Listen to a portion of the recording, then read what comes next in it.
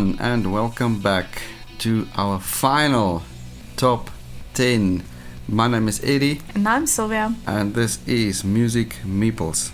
If you are joining us for the first time, please go check out our previous videos that we did. We are doing a top 50 list this year.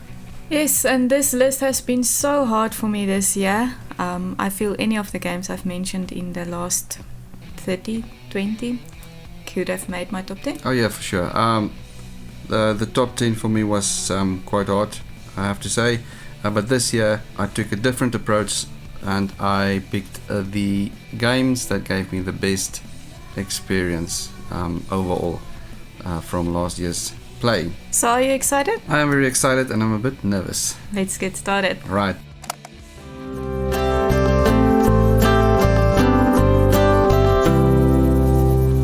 My number 10, and we're going to start with a bang here. It's a brand new entry. New entry that got straight into the 10. I absolutely adore this game and I didn't think I would love this game this much. It is The Search for Lost Species. Okay. It's just, like I said, it's not necessarily my cup of tea. But once we played the game and I started getting behind the mechanics and everything, it's just a fantastic game. It's thematic and everything, and you know how I feel about app-driven games. Yes. I hate app-driven games. This one works so well that it got to my top 20. It's where you search for one of 5 lost species on the island, and so you can set camera traps. You can move around there's different terrain like hills and swamps and stuff like that, and so you're tracking not only your movement, what you find on each terrain, but you're also tracking other people's movement and what they find, and maybe you can get a clue or pick something up. Make a little deduction. It's a gorgeous game. I adore it so much. I didn't think it would be this high. It could even maybe climb for me. So yeah. Number 10, The Search for Lost Species. That's a good start. So I ended my top 20, if you watch that part of the list, with a tile-laying polyomino game, and I'll open up my top 10 with a tile-laying polyomino game. And this one climbed 9 spots this year, and that's Planet Unknown for me. Oh. So Planet Unknown comes in much higher than you. Oh yeah, much higher. Guess this is the year for me for polyomino love. Yeah, but you always like polyomino, so. Yes. I grew up playing Tetris. I think that just makes sense to me. But what I like about this one more is the action selection. How you choose your tiles is with the rotating board. So you will rotate the board to something you like. So I have to deal with my options. And the next turn, maybe I will turn it into a direction where I want that specific tile. And once again, you will have to deal with what is offered to you. Yeah. And with that, laying the tiles on your board, you're not just laying tiles. There's certain conditions you want to meet to make your, what do you call it, tech tree? Yeah, just you want your mechanic, your cubes to go up on this little. Yeah, not a tech tree maybe, but you have these 3 technologies that you want to climb higher on. So I like that quite a lot. We have to build that up because you can trigger some combos with that if you play it well. So this game just makes sense to me, but that is Planet Unknown for me.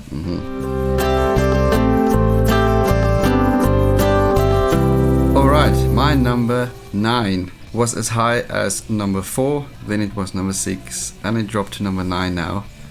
Quite obviously, I like the game a bit more than you. Like I said, there's only a few games that really does it for me in the Euro genre. This one is one of it. It's viticulture. Viticulture just makes sense. Everything makes sense, from where you have to plant the grapes, grow the grapes, harvest the grapes, then make wine and then sell it. It just makes sense. Everything makes sense. Beautiful art, and it's just one of those games that it also has these contracts that you have to fulfill. Almost like it's the cards that give you extra income, or and then they're thematic, like Selling someone wine. from the bank visits you, Yeah. or whatever the case may be. But I love this game. I think it's also the first one to 20 points or something like that. So It can be quick, yes. it can be quick. I would not suggest playing this game on a higher player count though. But Yeah. having said that, every time I play this game, I still feel like a grape farmer somewhere. Yes, it makes absolute sense. Yeah, viticulture number 9. Very good pick. My number 9 blew me away. Like you've mentioned also, brand new entry, and that is the Search for Lost Species. Oh yeah. And for me, I love deduction type of games, first of all. So solving a puzzle, deducing. I grew up playing Clue, so I love that, all the feeling of solving a puzzle. However, you actually were more interested in this game, so when we got it and I played it the first time, it really knocked me away. So I was like, oh wow, this is a really good game. And everything you said, I love everything about we're working out, and even though you're working out behind your screen your own deductions, you do want to pay attention what's going on the board. You have to, yeah. Yes, so very good game. I love this game. Yeah, it was. So it was obviously between Lost Species and Planet X Yes, for us. yes. The reason we went for Lost Species is purely because of the theme. We have a lot of space games, man. Yes. A lot of space games. One more is maybe a bit too much, but I heard good things from Planet X as well, and it works a bit differently with the rotating boards. But I think I'm pretty happy with Lost Yes, Species. yes. It just, I don't know, such a great game. Yeah, the design is good. Either or will be fine. Yeah.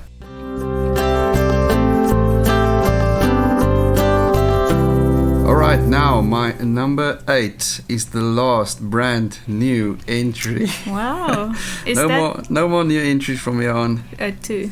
So you have 2. That's my second one in the top 10. So this really made an impression on me. The same as with Lost Species. Entry. Oh. This is a beautiful, beautiful game. It is called Blood Rage. Wow. I just love this game. I love the mechanics in the game. I love the battle sequences. I love, what's not to love? The minis are gorgeous. I would love to play this more.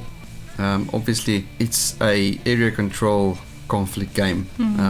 That's my kind of games, right? Yes. So it's not everyone's cup of tea, but the games I had with this so far, just beautiful. Where it's also, you build up your army, right? You go battle, and then there's some missions that you want to die to go to Valhalla to score points.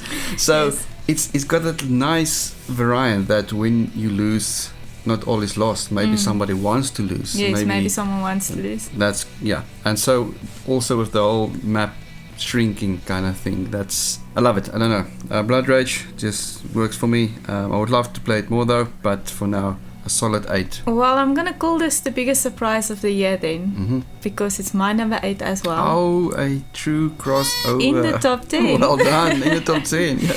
I did not think I will love this game, because this is a game that truly speaks to the type of games you like.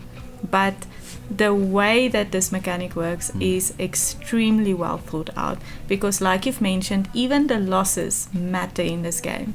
So sometimes you do want to really win a battle, but sometimes you really just don't care. I feel that this game is very carefully and thoughtfully designed, and oh my goodness, the miniatures are beautiful. Beautiful, beautiful. Right, now my number 7, and this game was our combined number 1 Oh, okay. for some time. It was on my list as high as number 3. It is a beautiful, beautiful game called Everdell. I love Everdell. The reason I love Everdell is because of the tight economy. You literally start with nothing and like 2 critters, and with that you only have 2 action spaces, and from there on you have to build this tableau in front of you to score points at the end of the game. Love the art. I love the components. Beautiful the combos. components, the combos that you can trigger. Yes. And this is starting the game with literally almost nothing. And you're like, oh my goodness, how am I gonna do this? But the combos, you can trigger during the game with the cards. What a nice tableau building, action spots. And do not let this game fool you. I've spoken about cozy games in the previous parts of our list, and this might look cozy. It is not. No, it's quite tough. It is a tough game. It looks very beautiful, but it's not as it looks. Yeah, but beautiful game. It dropped a bit for me. Once again, we didn't play that much, Yes. but the plays that we had was quite brilliant. That's a good pick.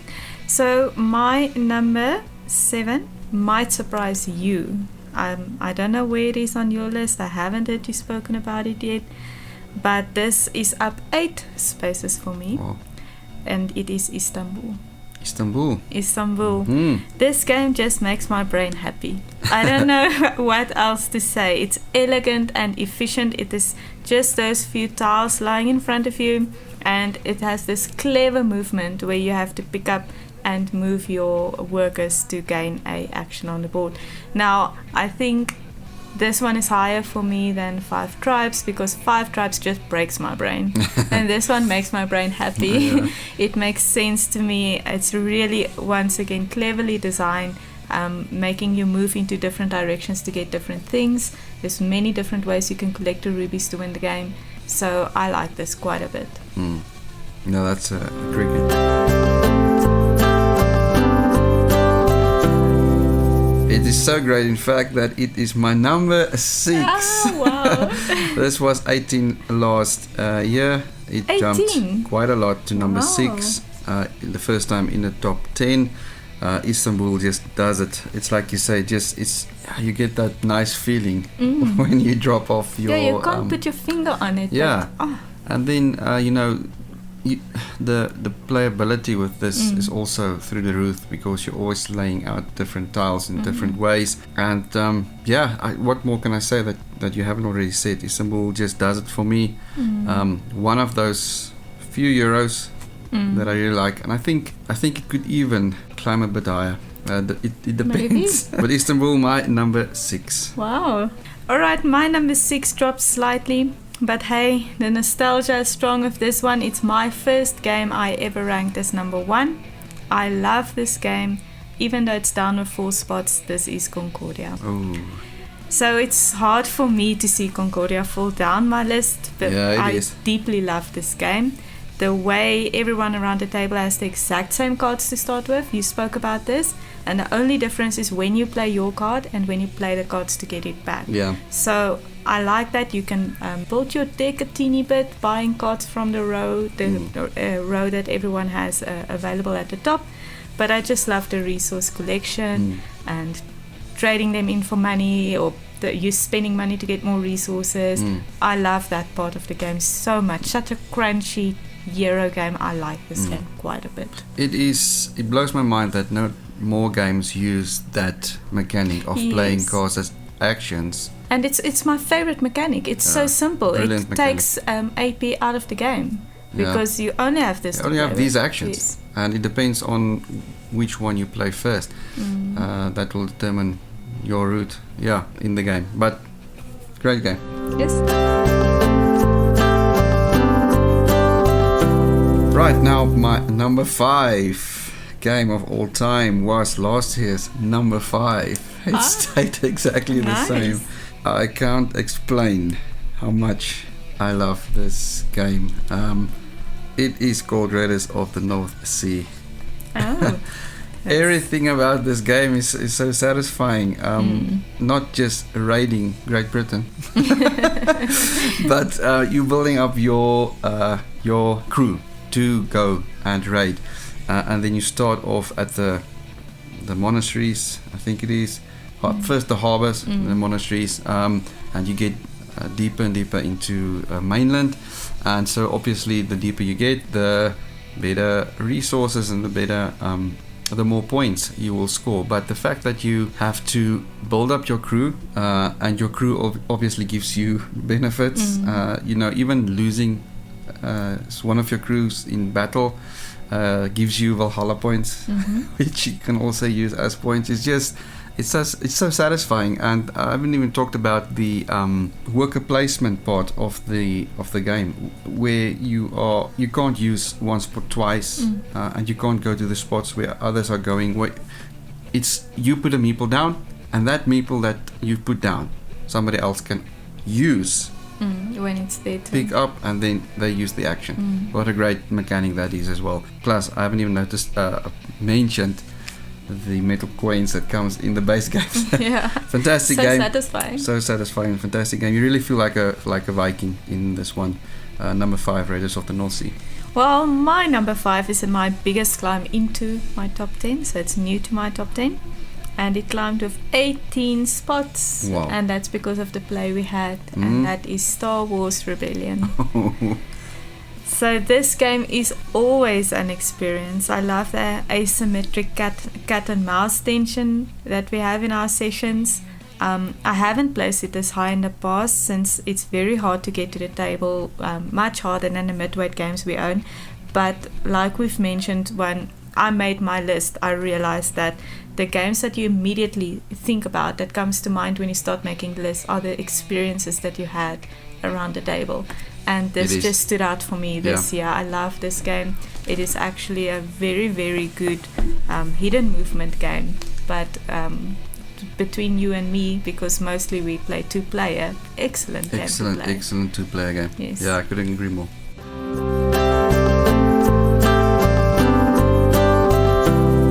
Alright, now my number 4 game of all time. This one was number 1 twice. It was number 1, then number 1, and it dropped down, and it's now at number 4. Sadly, because it doesn't get played enough. It's a very unique game. Sometimes referred to as a game every gamer should play. It's Twilight Imperium 4th edition. What is there not to like about the game, except maybe if time bothers you, because this game can get quite heavy. Games of 4 to 5 to 6 to 7 hours, depending on how many players are playing. Yes. But everything is in there. Area control, the battles, the council where you have to make decisions. It really feels epic in the sense that you are in this universe. Your decisions you make matters in the outcome of this universe. It's a fantastic game. I love it to death. It just fell off for me because of the lack of place. Number 4, Twilight Imperium. I did not expect that. I can tell you that. My number 4 is up 3 places, and in my opinion, one of the best worker placement games. It was 7, then 7, and now it is at number 4, and that's Raiders of the North Sea. Oh yes. Place one worker, pick one up. That's it. That's so simple. Yep. Yet it's so smart. You have to carefully decide where you're going to place your workers, because you are setting up your next turn. So not only is my worker going to stay there for the next turn, the other players around the table will first get their chance to set workers. So you plan for what you're going to do, but there's some things you can't predict, and you have to adapt. I love that adaptability in the game. And some workers will not be available anymore, because you're going to sacrifice some type of workers for another, meaning you're going to take them when you're going to raid in the harbors. You're going to take some of the first workers you started off, and they're going to stick behind in the harbors, and you're getting a new type of worker, new colored worker. That's correct. Yes, you can also block. Yes, and those workers you need now to move further up inland to raid the other spaces. So sometimes when you are here in the end game and somebody brings a worker from 1951 back into play, that kind of throws a spanner in the works. I like that. It's quite a good mechanic in the game. So I like this game. You have to raid. You have to go up to get the points in this game. And like you've mentioned in your part, that you sacrifice your Vikings also to gain Valhalla points. Yeah, and that's always, you don't want to see one of your crew members die sometimes. Yes. Yeah.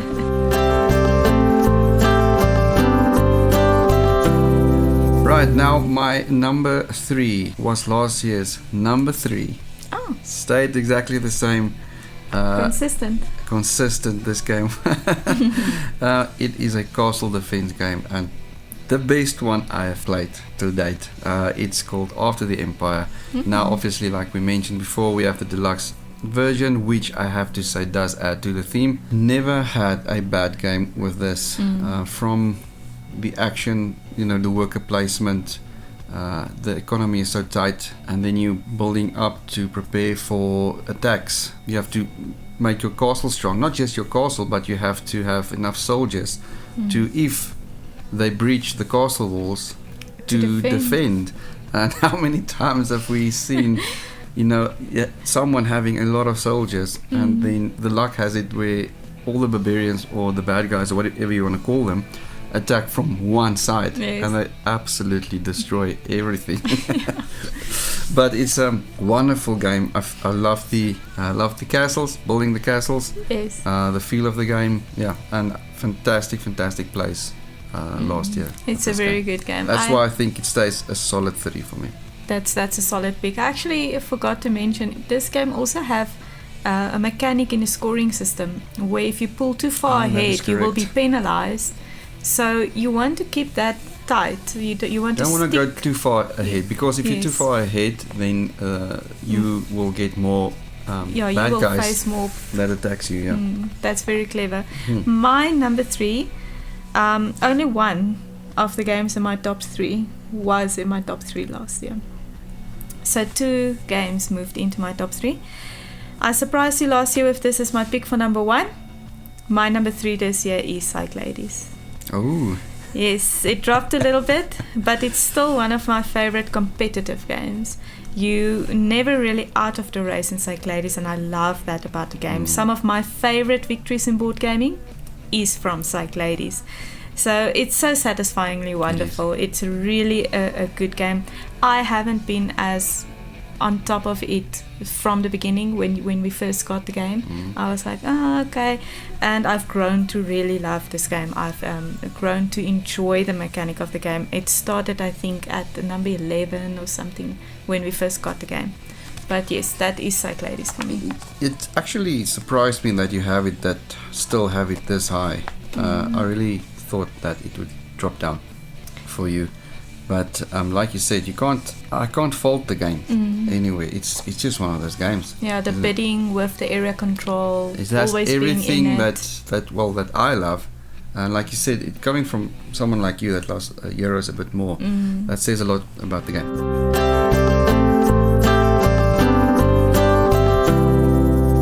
So we're getting close to the top 2. I'm getting so anxious. My number 2 was number 2 and number 2.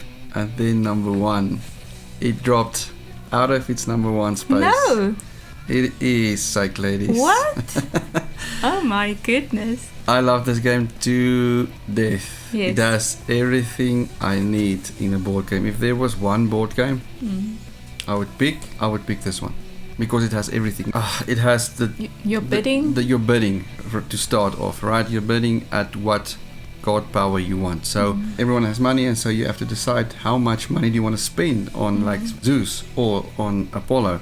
And obviously every god gives you different actions.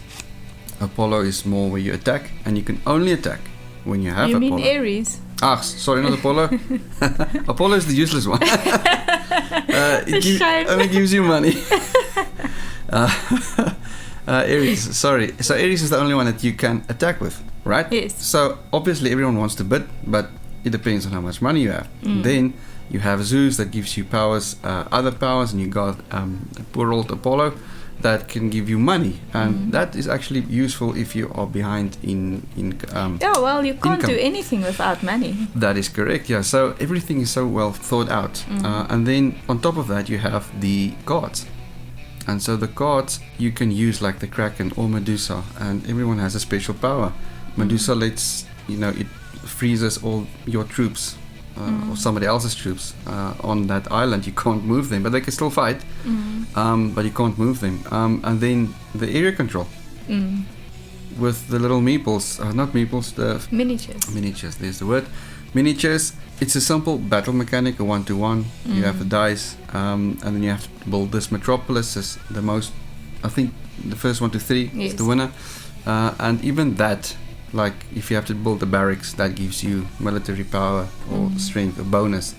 And the port will give you also a bonus. I can go on and I can go on and I can Yes, go on you can. about talking about this game. We actually got, this is one of the few games we got the expansion, Yes. the Titans expansion, that just makes this game even better. Fantastic game, but not the best experience I've ever had last year. I am so curious to hear your number one. So Clary's number 2. My number 2, this really was the year for long games, long epic games for me. It is up with 3 places and it is about the experience, and that's TI4.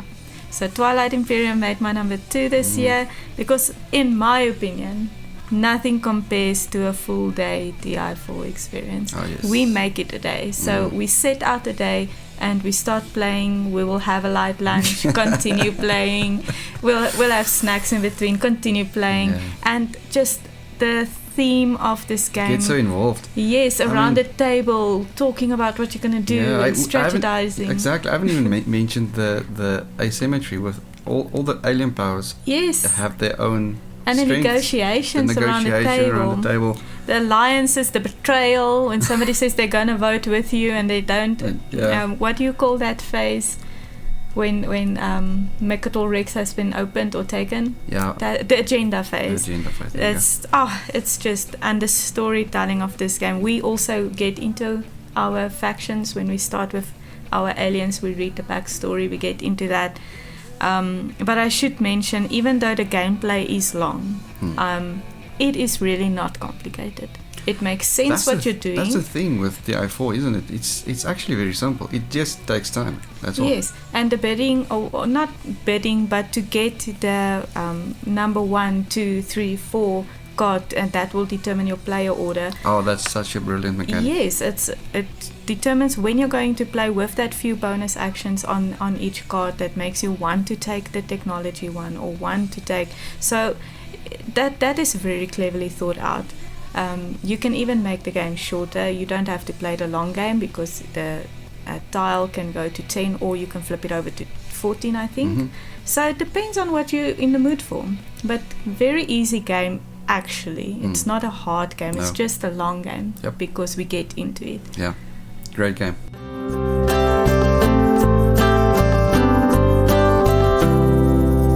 Alright, and then that brings us to number 1 from last year. This game was number 8. It was number 9. It fell to number 9, and from number 9 it jumped to number 1 because of the experience I had with this game playing it. It was one of the best. No, it was the best board gaming experience I've ever had. It is Star Wars Rebellion. The theme of this game, it's basic. Everyone said it before. It's like a cliche now. It's Star Wars in a box, but basically, right? I am a bit of a Star Wars fan, not a major one, but I like Star Wars. Just enough. And the theme was so thick in how we played it, and everything played out. I think I played as the rebels, and the rebels has this. You choose a base, and so it is up to the opponent. It's a 2-player game to find out your base. So it's hidden movement, right? Well, not hidden movement, but there's some hidden mechanics. So the other player wants to find your base. That's how they win. And then you as rebels have to keep your base hidden and kind of distract them with your forces, right? So obviously the rebel doesn't have a large army to start with, so they have to use their army very wisely. And how they use their army and where they send their army to put off the other player. And then obviously the Empire has a much bigger, stronger army, and when the Death Stars come out, you start to panic because at any moment they could shoot your rebel base into smithereens. This game just was such a great experience. I can't emphasize on how much I enjoyed it playing this game. Even the cards, so thematic. We have to send Luke to Yoda, and Yoda trains him, and then he becomes this Jedi Master. I think we had, even remember, I think Darth Vader caught Princess Leia. Yes. She was a prisoner somewhere. I can't remember, but this was such it was fantastic. very thematic. the game we had, and I'm gonna finish now because I'm rambling on, but this is what board gaming is all about for me. Is about the experience you get around the table with this piece of cardboard. And for me, Star Wars Rebellion did it for me last year, and that's why it's my number one game. That is a good pick. My number one game is up 5 spots, so it was my top 10. I can't believe you do not know what my top number one game will be. It is Through the Ages. Wow. So this is civilization building at its best. I love this game. I love building up stuff. You know this. Yeah. Whether it's a board game, whether it's a computer game, I love building stuff. I just want my peaceful little environment. You can leave me there. I'll be happy. But this game does it so well, where you are building up your civilization through the ages, and sometimes the story behind the game, when you're coming from one leader to another leader, that just makes the game fun for me. And then even the attacking part, the military part, you have to keep your military strength up to par. If you fall too far behind, you won't be able to keep up. That is true. That's quite punishing the military. Because you're setting up the victory cards yourself in the third age. You're setting out those green cards. You're setting out them into the deck that you're going to score. So you want to make sure you put a card in there that you are good at, for example, technology or military strength or whatever the case might be. I do like the app version as well. It's just the bots. Oh my goodness. We play on the app sometimes because it's hard to table this game. So if it's just me and you, then we play on the app. And then you just think like, I've got this one. And then those bots come back and they annihilate you. They humble you. Yeah. But this game, I like this game. It fits my personality so well. So this year, I can see why it's your number one. We even customized this game, and hopefully we'll share a few photos of that on the channel. Yes, I'm sure we will. But hopefully it's showing as we speak. But what a great pick as well. It surprised me though. I didn't think you would have that as high. I'll tell you what though, there's one list I really look forward to that we always do, and that's the one that matters, and that's the combined list. It will be a very crazy list because we really have a range this year. We do. Yeah. And so we're probably gonna make a video about it, how we combine. Yes, I think how it works. And usually that list then is the ultimate list of board games. So there you have it, the top 50 done and dusted. A few shockers, like I said. But thank you so much for hanging out with us. We are the Music Meeples, and please let us know in the comment what is your number one game of all time, and I will tell you if you're right or wrong. But before we go, just a few stats. So I keep track of the stats while we do our list. So in this section of the top 10, I had 2 new entries and you had 2 new entries in the top 10. Yeah, that's quite rare. I had 5 climbers, so a lot of movement in my top 10 this year. You had 1 climber. However, I had nothing that stayed the same, and you had 2 entries that stayed exactly the same. Nice. So there's some stats for you. There you go.